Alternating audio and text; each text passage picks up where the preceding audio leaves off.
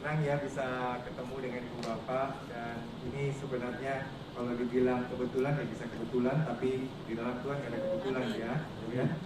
Jadi hari ini kawan rekan mengajar di STT Bandung, Pendeta Victor ya, Pendeta Victor Pamusu itu berhalangan karena ada urusan keluarga. Jadi beliaunya telepon saya kemarin kalau nggak salah, lalu sampaikan bisa nggak bantu sharing firman.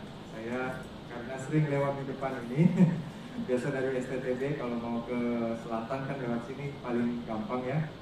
Dan dulu pernah dengar memang ada kawan pelayanan di sini, jadi sedikit tahu ada gereja di Tulip, tapi hari ini puji Tuhan bisa berjumpa dengan Ibu Bapak. Saya namanya Romi saya tulis gitu supaya nggak panjang, namanya Romi Immanuel. Ya, jadi papa saya namanya Immanuel. Kalau orang di Sulawesi itu, saya dari Sulawesi, nama orang tua ngikut di belakang gitu ya. Jadi saya dari Palu, Sulawesi Tengah. Kalau ibu bapak kenalnya cuma ada apa, tsunami, ada apa, likuifasi, ada bencana gempa ya. Saya dari daerah situ. Senang bisa berjumpa. Mari kita belajar bersama firman Tuhan. Hari ini kita akan belajar di bawah satu tema menjadi sahabat ya. Semoga firman Tuhan hari ini menguatkan kita sekalian. Kita buka di dalam Lukas pasal 15. Lukas 15 ayat yang pertama sampai ayat yang ke-32. Tapi ini jumlahnya panjang ya ayatnya, jadi saya akan baca secara melompat-lompat. Ibu Bapak bisa mengikuti melihat bagian yang akan saya sampaikan. Lukas 15 ayat yang pertama sampai yang ke-32. Lukas 15 ayat pertama sampai kedua saya baca dulu. Para pemungut cukai dan orang-orang berdosa biasanya datang kepada Yesus untuk mendengarkan Dia. Maka bersungut-sungutlah orang-orang Farisi dan ahli-ahli Taurat, katanya, Ia menerima orang-orang berdosa dan makan bersama-sama dengan mereka. Ayat 3. Lalu Ia mengatakan perumpamaan ini kepada mereka. Jadi perumpamaan yang pertama tentang domba yang hilang. Perumpamaan yang kedua di ayat 8 tentang dirham yang hilang. Dan perumpamaan yang ketiga yang akan kita baca bergantian tentang anak yang hilang. Ayat 11, saya baca ayat 11, Ibu Bapak ayat 12, kita bergantian sampai ayat 32. Siap ya Ibu Bapak ya? Lukas 15 ayat 11. Yesus berkata lagi, ada seorang mempunyai 2 anak laki-laki. Gimana? Bagikan?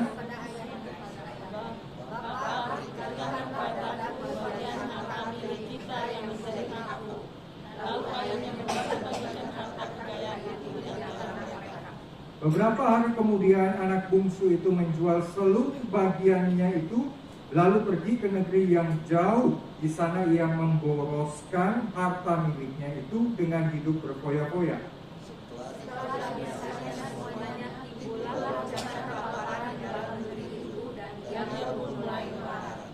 Lalu ia pergi dan bekerja pada seorang majikan di negeri itu. Orang itu menyuruhnya ke ladang untuk menjaga babinya.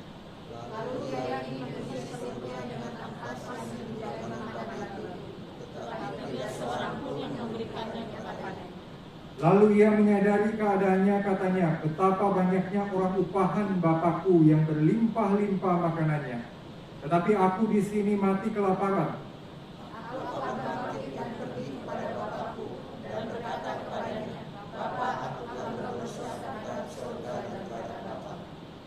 Aku tidak layak lagi disebutkan anak Bapa. Jadikanlah aku sebagai salah seorang upahan Bapa.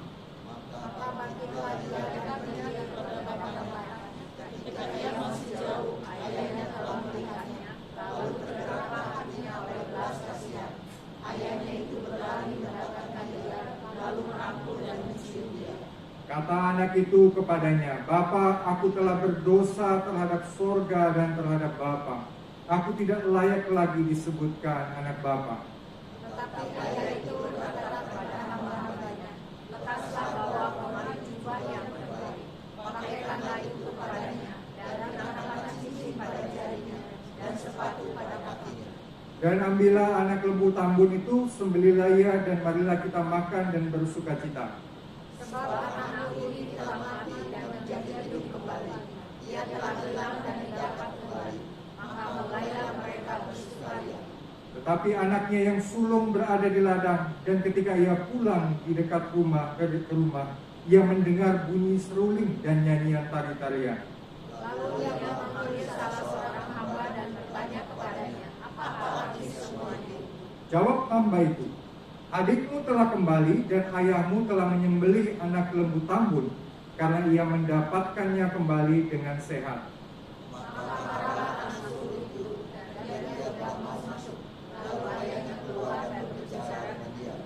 Tetapi ia menjawab ayahnya, katanya, telah bertahun-tahun aku melayani Bapa dan belum pernah aku melanggar perintah Bapa.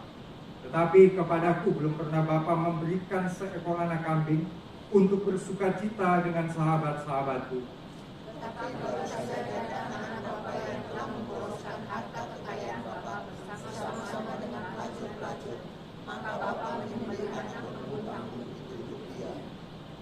Kata ayahnya kepadanya, anakku, engkau selalu bersama-sama dengan aku, dan segala kepunyaanku adalah kepunyaanmu.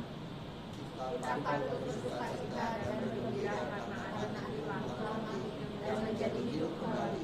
Ia telah hilang dan didapat kembali. Amin. Berbahagia setiap kita yang melakukan firman Tuhan. Ibu Bapak yang terkasih dalam Tuhan Yesus Kristus, di slide kedua saya menanyakan pertanyaan yang Ibu Bapak bisa renungkan masing-masing. Pertanyaannya demikian. Next slide. Apakah kita pernah mengalami kehilangan yang sangat berarti?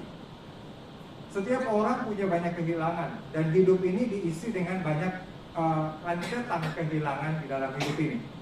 Tetapi pertanyaannya, kehilangan apa yang bagi Bapak Ibu itu sangat berarti sekali, sangat membuat kita terpukul, dan sampai sekarang kita masih merindukan, apakah itu benda, apakah itu orang, apakah itu suasana, dan lain sebagainya. Kalau saya bertanya kepada murid-murid saya di STT Bandung, maka mungkin mereka akan menjawab beberapa yang bisa mewakili Ibu Bapak. Pertama, mereka katakan, suatu saat saya kehilangan handphone, gitu ya. Ada yang pernah kehilangan handphone? Wah, itu rasanya menyedihkan sekali, karena semua data ada di sana, semua foto-foto ada di sana, kenangan ada di sana. Itu salah satu kehilangan berarti bagi teman-teman yang pernah mengalami kehilangan handphone. Ada beberapa yang berkata mungkin kehilangan uang. Dia kesaksian bahwa bapaknya berbisnis dan ditipu oleh sahabatnya, dan itu menyakitkan sekali. Kenapa? Karena orang yang dipercaya tiba-tiba mengambil bagian dari hidup kita, uang yang bisa dipakai untuk hidup, tapi dibawa lari oleh sahabat sendiri, dan itu kehilangan yang memukul bagi orang tersebut. Tapi ada satu kehilangan yang membuat Ibu Bapak dan saya pasti hancur, yaitu kehilangan orang-orang yang kita kasih. Betul nggak? Saya belum pernah mengalami kehilangan secara berarti, karena saya dari 5 bersaudara, puji Tuhan sampai sekarang masih sehat semua, orang tua juga masih lengkap. Tapi saya juga punya kakek nenek, dan kakek neneknya dekat dengan saya. Dan itu bukan hal yang mudah, melewati duka cita, melewati kehilangan-kehilangan di dalam hidup. Apalagi orang itu pergi untuk selamanya. Itu pasti menyakitkan sekali, dan Ibu Bapak akan terus mengingat dan akan terus mengenang, dan kadang-kala meneteskan air mata terhadap kehilangan tersebut. Saya turut berduka kepada Ibu Bapak yang mengalami kehilangan yang serupa. Tapi mau tidak mau, cepat atau lambat, kita akan mengalami masa-masa seperti itu. Kita akan kehilangan orang-orang yang kita kasih. Kita akan kehilangan banyak hal. Dan hidup ini adalah rentetan kehilangan-kehilangan itu. Di dalam slide yang berikutnya, Ibu Bapak melihat ada 3 rangkaian kehilangan yang dicatat oleh Lukas ini. Yang pertama, Lukas mencatat dengan perumpamaan namanya domba yang hilang. Ibu Bapak lihat, kita tidak baca, nanti baca di rumah. Kehilangan yang kedua adalah dirham yang hilang, sejenis mata uang yang berharga yang dimiliki oleh perempuan ini dan tiba-tiba hilang. Dan kehilangan yang ketiga adalah kehilangan anak yang hilang. Tema Lukas 15 bicara tentang kehilangan dan kehilangan. Jadi 3 bagian ini Ibu Bapak bisa melihat. Maka coba saya jabarkan sedikit, next slide. Ibu Bapak lihat perbandingannya begini. Nanti bisa jawab saya ya. Yang pertama, perumpamaan domba yang hilang, teman-teman Ibu Bapak bisa lihat bahwa yang hilangnya itu 1 ekor. Dan dia punya 100 ekor domba. Betul ya? Pernah baca kan? 100 ekor domba, 1 hilang, lalu dia tinggalkan 99, dia cari yang hilang itu. Nah, gambaran ini memperlihatkan betapa Tuhan sayang kepada orang yang hilang. Orang yang terhilang di tengah dunia ini dicari oleh Tuhan. Tuhan berusaha, makanya ada gambar itu ya. Ada Yesus pikul domba di atas pundaknya. Pernah lihat lukisan seperti itu? Pikul di sini, jalan. Bagaimana Yesus mencari yang hilang itu. Lalu perumpamaan dirham yang hilang, ada 10 dirham. 10 benda berharga yang dimiliki oleh perempuan ini. Tapi tiba-tiba hilang satu. Kalau domba yang hilang dicari oleh Tuhan, sekarang dirham yang hilang. Yesus digambarkan seperti seorang perempuan yang datang dan kehilangan dirham yang berharga itu. Dirham itu kurang lebih seperti mata uang yang berharga yang dimiliki oleh seorang perempuan. Dirham itu hilang dan perempuan ini dikatakan menyapu seluruh rumah untuk mencari yang hilang itu. Dan yang terakhir adalah anak yang hilang. Dikisahkan ada 2 orang anak, yang satu sulung, yang satu bungsu. Yang pergi anak yang sulung atau yang bungsu? Anak yang sulung ya. Anak sulung atau bungsu? Bungsu gitu ya. Anak yang bungsu pergi, lalu yang satu pergi, yang satu ada di rumah. Jadi secara jumlah ibu bapak bisa melihat turun ya dari 100 banding 1, 10 banding 1, 2 banding 1.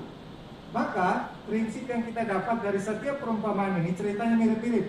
Cuma yang satu lebih pendek, yang satu lebih panjang. Prinsipnya demikian, bahwa yang hilang harus dicari. Ya, ini prinsip firman Tuhan. Yang hilang harus dicari. Amin ya? Itu 3 kali diumpamakan dan 3 kali diberikan penegasan bahwa yang hilang harus dicari. Dan kalau yang hilang itu ditemukan, maka bersukacitalah yang menemukan, lalu memanggil seluruh orang di sekitarnya untuk bersukacita bersama. Lalu dikasih catatan di dalam teks-teks ini dikatakan demikian. Karena satu yang hilang, maka sorga bersukacita. Malaikat sorga itu bersukacita karena yang hilang ditemukan. Ini prinsipnya ya. Nah sekarang next slide. Ya, saya mau tebak-tebakan. Boleh deh, saya bisa dengar ya. Yang paling belakang mau ngomong, saya bisa dengar. Karena ruangan kita nggak terlalu besar ya. Dalam perumpamaan anak yang hilang, kenapa Bapa tidak mencari? Kalau perumpamaan domba yang hilang, gembala itu mencari. Dalam perumpamaan dirham yang hilang, perempuan ini mencari. Tapi dalam perumpamaan anak yang hilang, kenapa bapaknya tidak mencari? Silakan Pak. Harus ada inisiatif. Harus ada inisiatif dari anak yang hilang untuk balik lagi. Oke, ada jawaban yang lebih baik atau menambahkan atau mungkin lebih tepat? Silakan. Thank you Pak. Sudah didapatkan. Kenapa? Hak-hak anak di saat meninggalkan orang tua sudah didapatkan. Hak-hak anak waktu meninggalkan orang tua sudah didapatkan. Iya, dia ngambil harta warisan, dia pergi berfoya-foya, lalu sampai miskin kan. Nah sekarang dia tidak pulang-pulang, tapi bapaknya tidak cari. Kenapa bapaknya tidak cari? Ada yang kasih jawaban? Biar dia kembali dengan sendirinya tanpa kesadaran, dengan kesadaran sendiri dan tidak dipaksain. Biar dia kembali dengan sendirinya, inisiatif, dengan kesadaran tanpa dipaksa, betul ya? Kalau domba kan nggak bisa balik sendiri kan begitu ya? Tiba-tiba balik sendiri, kan mengirimkan datang sendiri gitu ya? Kalau dirham kan benda nggak bisa balik sendiri. Ini manusia, kalau dia mau pulang dia harus punya inisiatif untuk kembali kepada bapaknya. Tapi tetap tidak tepat, tidak terlalu tepat dalam arti begini. Kalau gembalanya itu inisiatifnya besar untuk cari kan? Kalau perempuan itu inisiatifnya untuk sapu semua rumah untuk dapat yang hilang. Dan sekarang bapaknya kok cuma duduk di rumah. Kok tidak ada greget mau cari? Ada yang bisa lagi satu jawaban lagi? Nanti saya kasih tahu rahasianya. Ada yang bisa?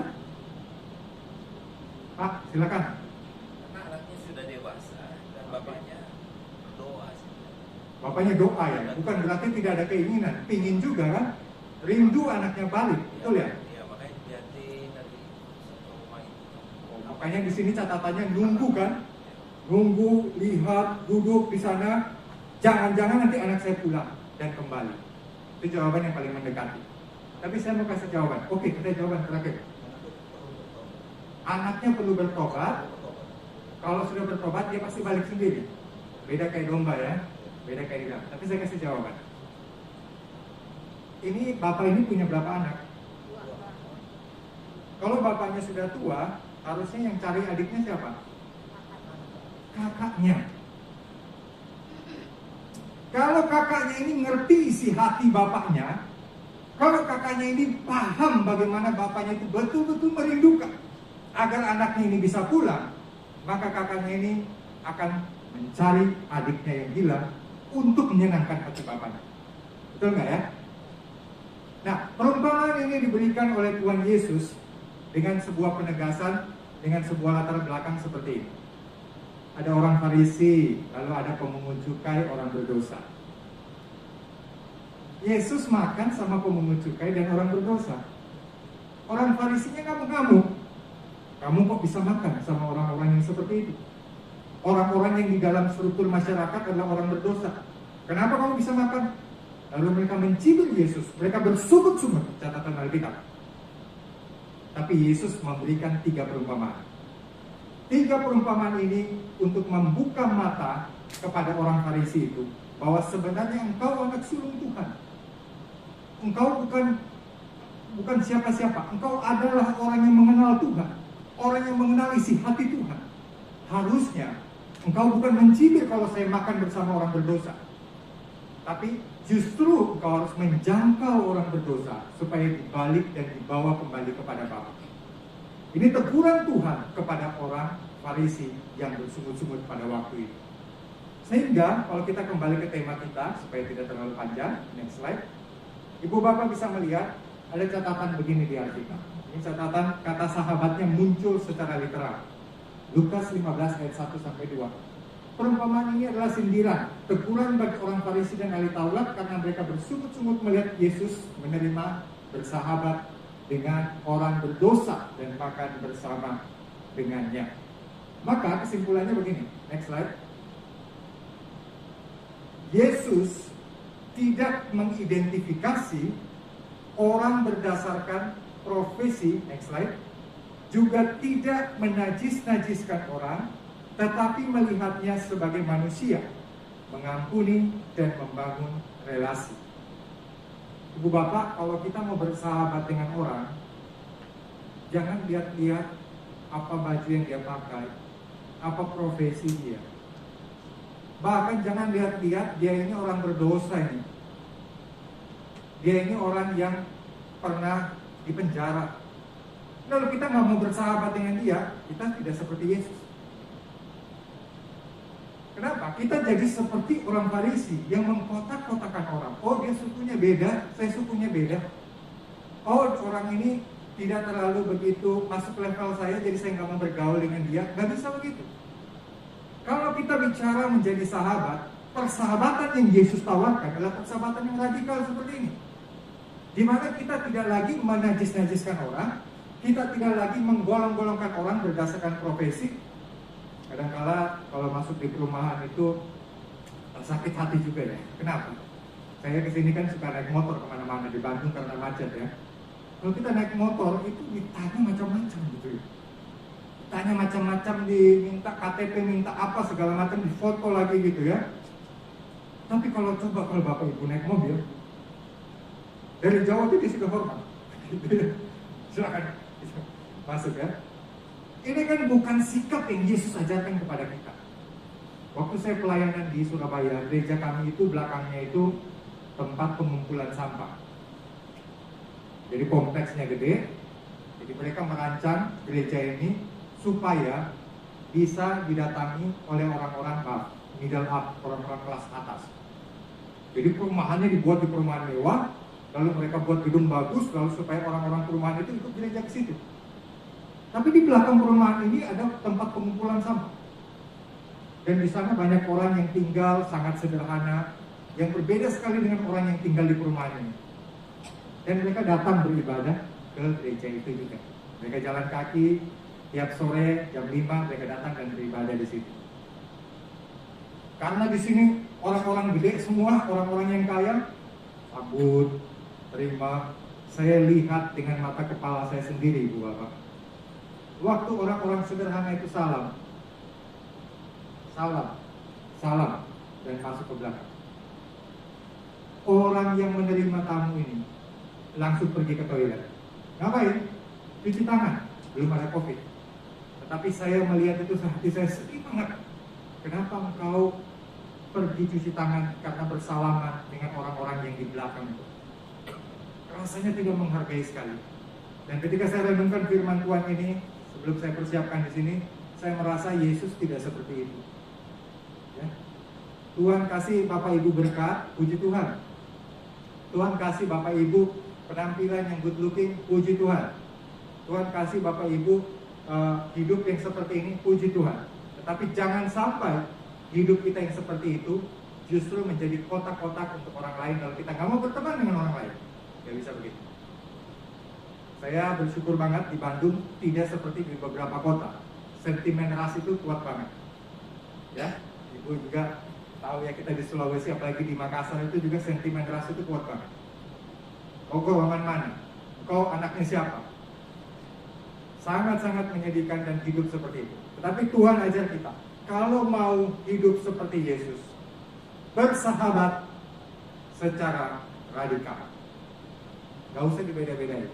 Bahkan ya, kalau ada orang yang bekas kriminal dari penjara datang mau ibadah di tempat kita, Ibu Bapak mau duduk di sebelahnya? Maafkan, kalau ada orang yang mantan pekerja seks komersil dan dia bertobat dan dia mau duduk di sebelah situ, dan mungkin dia katakan saya mengidap penyakit HIV/AIDS begitu, pertanyaannya, Ibu Bapak mau duduk dekat dia? Atau Ibu Bapak juga masih merasa seperti orang Farisi ini? Kenapa sih ibu itu dekat dengan orang berdosa seperti itu? Kita menggolong-golongkan orang. Kita tidak jadi sahabat yang baik. Next slide. Saya coba renung-renungkan, sebenarnya apa sih yang membuat orang itu suka membatas-batasi gitu ya? Suka membuat batas, membuat tembok itu karena apa? Ya mungkin banyak hal, tapi saya nggak akan bahas semua. Kurang lebih biasanya mungkin di dalam gereja itu terjadi konflik. Jadi konflik guru sekolah minggu A dengan guru sekolah minggu B. Lalu pokoknya gue nggak mau dekat sama dia lagi. Nggak mau temanan sama dia. Kalau satu kepanitiaan, jangan deh. Kalau ada orang itu saya nggak mau lagi jadi panitia. Gak bisa, gereja nggak berkembang kalau tidak bersahabat. Lalu mungkin karena sering dimanfaatin. Biasa di jemaat itu kan ada jemaat yang baik banget ya Bu ya. Baik banget, hatinya tulus banget. Suci bening sekali hatinya, suka nolong orang. Tapi suatu saat dimanfaatin. Akhirnya apa yang terjadi? Saya pokoknya tidak mau lagi berhubungan, berelasi dengan orang gereja. Saya punya jemaat yang punya sakit hati yang seperti itu. Akhirnya dia bangun batas. Dia nggak mau berteman. Tapi Yesus ajarkan kita bukan begitu kan. Kita bersahabat mungkin bisa punya problem. Yes, pasti namanya orang berelasi. Sebagai orang jemaat satu kepanitiaan aja kadang-kadang bisa konflik. Seksi acara dengan seksi konsumsi bisa berantem gitu kan. Bisa beda pendapat. Tapi karena hal-hal seperti itu Ibu Bapak menjadi membatasi diri, tidak mau bersahabat dengan orang lain. Wah, keliru banget. Karena Yesus panggil kita untuk bersahabat. Next slide. Yesus tanya satu hal. Siapakah sesamaku manusia? Apakah manusia itu dihitung? Biasa di Indonesia ada istilah begini ya. Puji Tuhan, anakku udah jadi orang gitu ya. Ya kan? Anak yang pertama belum jadi orang karena belum kerja. Anak yang kedua udah jadi orang karena udah kerja. Kerjanya apa? Atau anak ketiga udah jadi orang karena nikah sama dokter. Lalu kita mulai golong-golongin orang seperti itu kan? Tapi Yesus tanya, siapa sesama manusia? Jawabannya siapa Ibu Bapak? Semua orang. Dan Yesus ajar kita untuk bisa jadi sahabat dengan semua orang.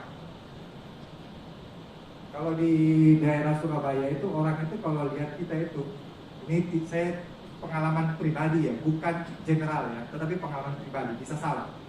Tapi dalam pergaulan saya dengan teman-teman di sana, dia lihat kita tuh, kadang-kadang dia bisa pegang baju kita, dia bisa tahu harga baju kita, begitu ya.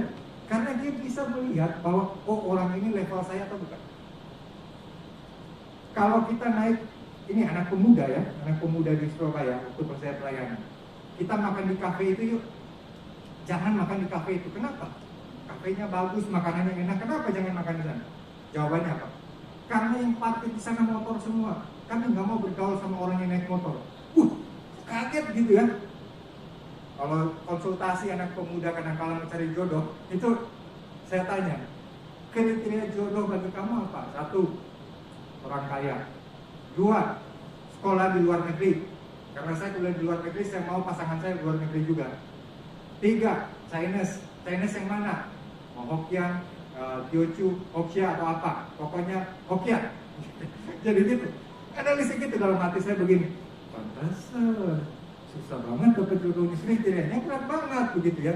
Cuma maksud saya begini, kalau kita masih pakai cara pikir seperti itu, kita kehilangan pertanyaan ini.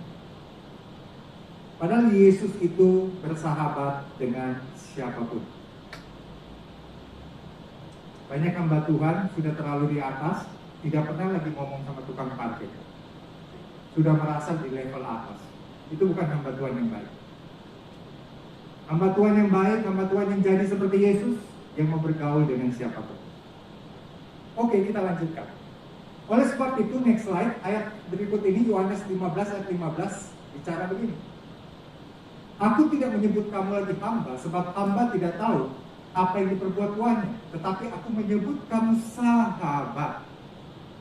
Karena aku telah memberitahukan kepada kamu segala sesuatu yang telah kudengar dari Bapakku. Saya mau kasih statement begini ya. Kalau Yesus itu mau bersahabat dengan kita yang begini ini ya. Begini ini dalam arti penuh dosa, ya kan? Hidupnya kadang-kala tidak beres juga, banyak salah. Udah baca firman Tuhan masih hidup dosa lagi. Tapi Yesus itu mau sahabat dengan kita. Pertanyaannya, kenapa engkau dan saya tidak mau bersahabat dengan orang lain? Kan aneh kan? Oleh sebab itu, next slide, panggilan untuk bersahabat atau befriending ini menjadi penting.